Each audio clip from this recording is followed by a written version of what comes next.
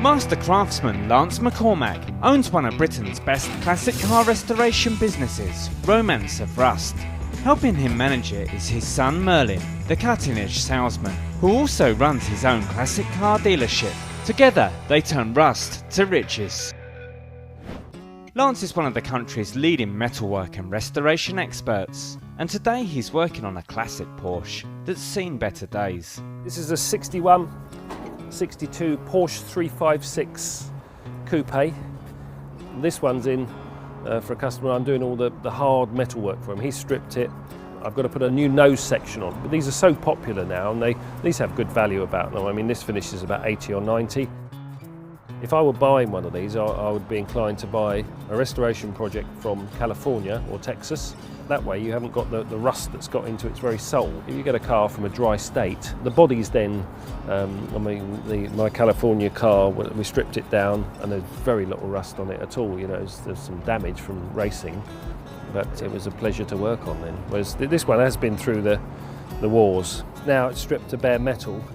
It's showing signs of its history, warts and all. We've got traces of race history crashing. This is high here. This was too close, so they've bashed it all back just to get it on the road quickly again, you know.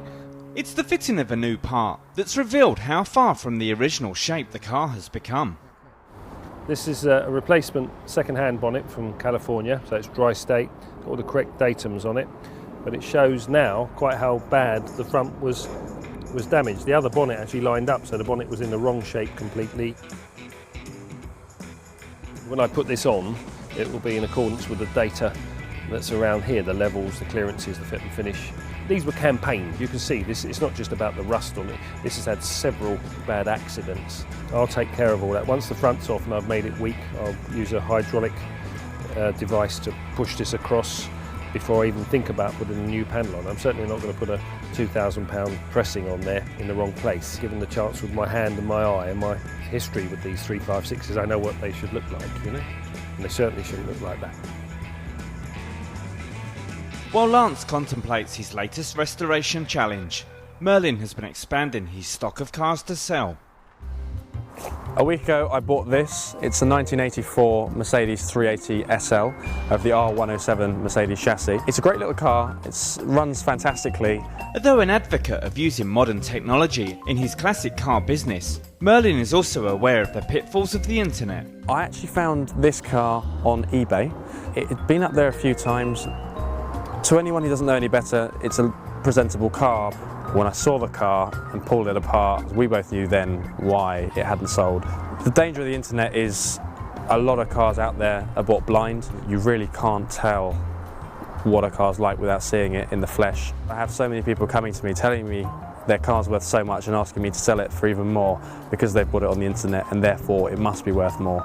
It's nonsense. People need to get a grip, and the reality of it is, unless you've seen a car in the flesh, you are taking a huge, huge risk. He was able to call on Lance's expertise and knowledge of these cars to predict exactly what might be wrong with this one. Dad said to me, he's done plenty of these, he knows where they're going to go. Lo and behold, we've done a bit more further investigation into this car, and all the places he's predicted will have gone. The rear arches are famous for rusting out on these 107s. These have been done to a fairly atrocious standard. I don't know if you can see down here the ripple effect we've got here, and it hasn't helped. Somebody has scraped it as well. They need to be completely stripped back to bare metal and even probably new pattern arches fitted. What we do is we weld them in beneath the surface. They get a skimmer filler and a nice finish which will eradicate this ripple finish you see before you. So how exactly does Merlin intend to turn a profit from the beleaguered Mercedes? I picked the car up for what I think is fair. We're looking at spending about £2,500 on the paint. I'm then going to market the car at about £12,000. It's the complete wrong time of year to be selling a convertible as far as the public are concerned. What I tend to do first is offer it out to other people in the trade or my customers who I know might be interested. Beyond that, it goes on to online marketing. There's plenty of classic car websites out there. What's more likely with this car is I'll send it to auction and see what she makes me.